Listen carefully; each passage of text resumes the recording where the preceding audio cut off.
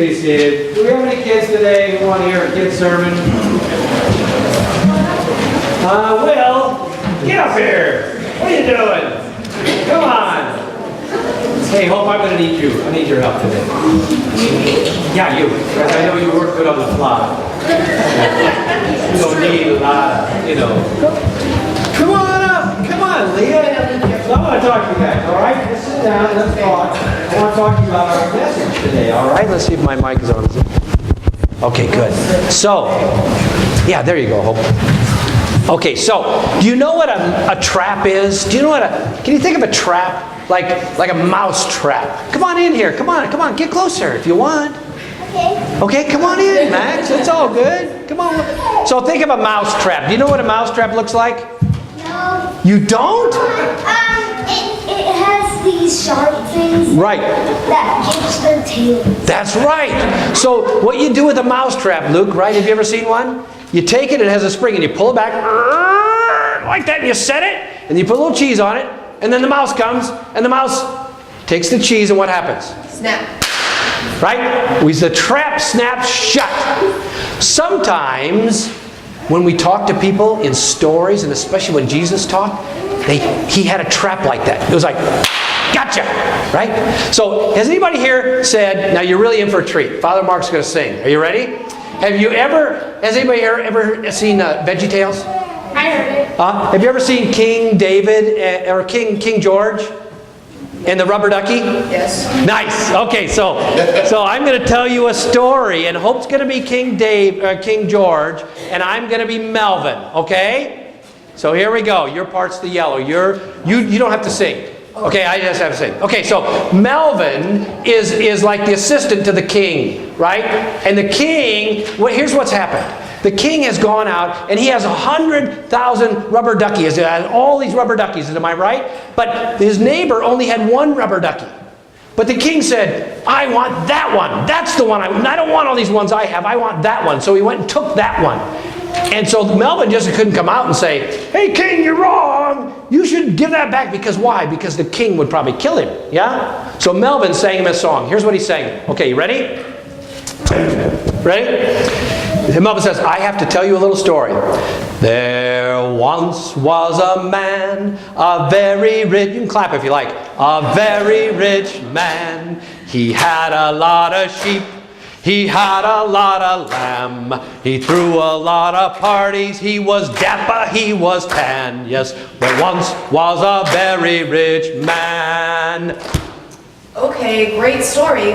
I see you next time. Wait just a minute, my story isn't done. It's about two men, and I've only mentioned one. Oh. There once was a man, a very poor man. He had next to nothing, just a little lamb. But he loved it like a son, and he fed it with his hand. Yes, there once was a very poor man.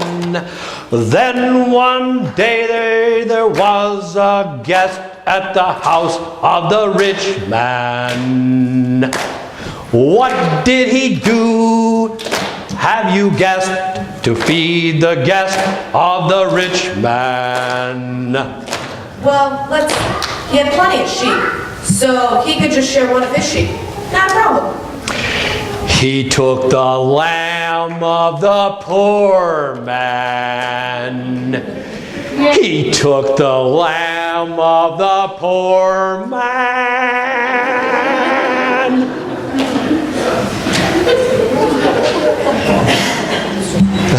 The rich man took to feed his guest the very, very poor man's lamb. Is this a true story? As surely as I stand before you today, my story is true. Who is that man? For his cruelty, he'll spend the rest of his days locked in my dungeon. Who is he? Listen. Did you hear the trap shut? King George, you are that man. See what I'm talking about? We snapped the trap shut. We trapped him he convicted himself. See what I'm saying? So Nathan, in the story from the gospel, it was really Melvin, the one I sang. Nathan came to King David and said, you should not have done everything you did. And let me tell you a story about a man with lambs. And he told that story to King David. This is really in the Bible. And King David said, really? He took that lamb? Well, he needs to pay it back 4 times. And you know what? If you show him to me, I'll fix him for you. I'll take him. I'll fix it. And then the trap sprang shut and he said, guess what? You're the man. What could he do? He convicted himself. Okay, so that's the story for today. Thank you for listening.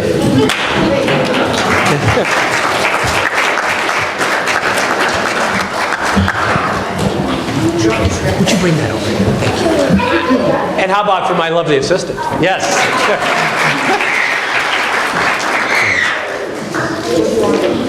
So, oh, right here is great. Thanks, Tom. Yeah, that's perfect. So, stories, you guys. Stories are the weapons of the weak. Stories are the weapons of the weak. If you think about it. If you're powerful, you don't need to tell stories to get your way. If you're powerful to get your point across, what do?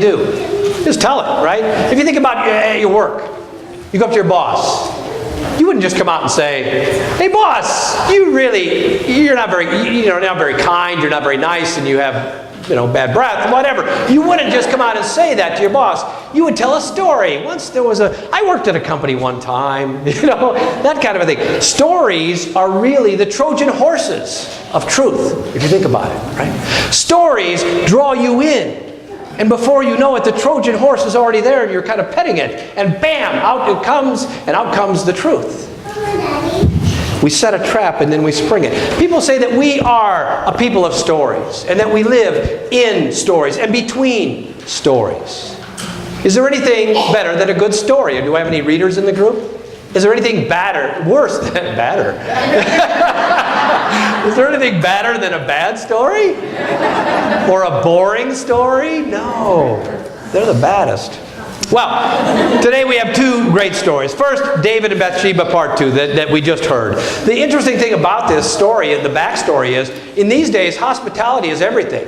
And did you know that if you did have an unexpected guest, and that person came to your house and you didn't have anything to feed them, it was basically your right to go to your neighbor and take one of their lambs. It was. Now, because probably they're your neighbor, you're probably related to them. But the idea is, it's not a great sin to just go and take it. I don't even know if you had to ask. But they were obligated to give it to you. Well, except if it was a pet, couldn't kill their pet, and if it was their last one, you couldn't take it. So clearly, the man in the story didn't follow the rules. And the great plot twist, the great trap, the great hinge, the great turning point is when David convicts himself and says, that man was wrong. And Nathan says, aha, you are that man, right? And all of a sudden, David's like, oh, now what? Jesus used stories all the time. Today we're reading from John's Gospel, the 4th Gospel. And did you know that in the first 3 Gospels, the Synoptic Gospels, Mark, Matthew, and Luke, there's lots of parables. Well, there aren't a lot of parables. In fact, there really aren't any parables per se in John's Gospel. But rather, John does it this way. He has Jesus do a miracle, and then as the disciples go, hey, what was that about? And then he has Jesus go into this long description of what happened. And that's what we get today. And it's like it functions as a parable. But here's what happens in today's reading. Last week, if you'll remember, Jesus fed the 5,000. Right? Remember? Do you? Do you really? Or just, do you? Well, he did. He fed the 5,000 last week, okay? And so they followed him around. They had to go find him.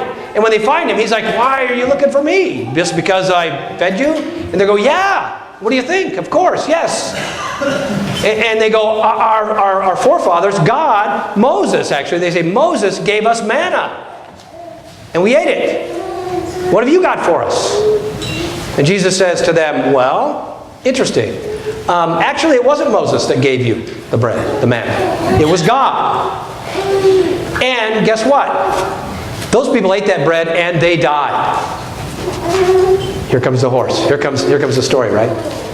But I have bread that if you eat it, you will never die.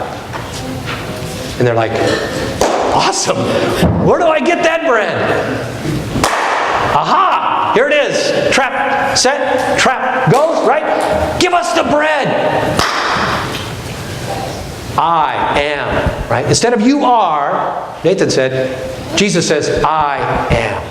And thus we get this great, great truth that Jesus is the living bread of God, right? It's the turning point. It's the hinge in the story that changes everything. And their lives are never the same. And I want to ask you, what is the turning point in your life?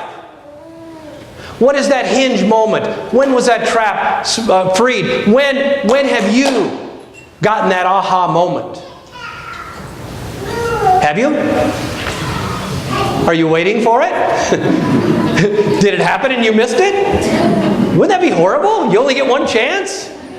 Well, of course you don't just get one chance, but I want to know, have you recognized that turning point, that hinge moment in your life where everything was different afterwards than before? Well, what does it look like? How would you recognize it if you had?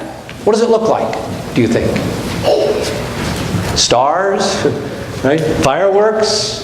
What does it look like? What does it feel like?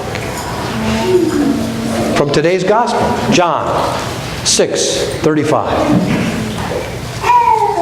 Jesus said to them, I am the bread of life. Whoever comes to me will never be hungry. Whoever believes in me will never be thirsty. Whoever comes to me will never be hungry. Whoever believes in me will never be thirsty. It is this acceptance, this drawing near to, this believing in Jesus that is the turning point in our lives. And you know what? There's more than one, right? Don't be afraid. You can start today. Today could be the day. Today could be your hinge, your turning point. If you will do what Jesus calls you to do, which is believe. Believe. John says, just give yourself fully to God. Simply believe. And so you might say, well, listen, I'm trying to believe. Honestly, I'm doing my best, but I don't feel like I got it. I don't feel like I can believe. Well, remember the story where Jesus heals the man's daughter, and he says, or was it a son? I can't remember, but he heals somebody, and the father says, I believe, help my unbelief, right? So if you find yourself in that moment saying, look, I want it. I want that turning point. I want my life to be different tomorrow than it is today. Believe. And if you can't believe, pray to be made ready, to be made willing. I believe. Help my unbelief. Today might be your hinge moment, your turning point. Your story may never be the same. Now, when will you get a chance to offer yourself to God? Today, we're going to baptize Alexis. And we are so thrilled that her grandfather, Father Bob Kem, former priest rector at St. Andrews in Omaha, now in Ankeny, Iowa, is here to do the actual baptism. We'll celebrate together. Today, her life will never be the same tomorrow. It won't be. My theology, she comes into the waters of baptism one person and comes out a new, glorious creature, resurrected into Christ's own resurrection. That happens today. But do you know what happens then after that? Will you turn to your bulletin to page 14? I'm circling in, folks. I guarantee you. I'm about done. I promise. Just hang with me one little bit more minute, okay? 12. Page 12. After we baptize Alexis, I'm going to turn to you guys, and I'm going to ask you to say with us. Is it before we baptize her? Before we baptize her, I'm going to turn to you and I'm going to say, do you believe? And you know what I say to the party that comes up, the sponsors, the parents, the godparents? You know what I tell them? I tell them, you're going to stand up here and make promises on behalf of this child. If you don't believe them, don't say them. I don't care. Right? But don't say them if you don't believe them. That's what I tell them. And if you believe them, say them like you mean them. And I'm going to tell you the same thing today on page 12. When I ask you these questions, if you don't believe them, don't say them. I don't care. If you believe them, Say them like you mean them. Amen. You ready?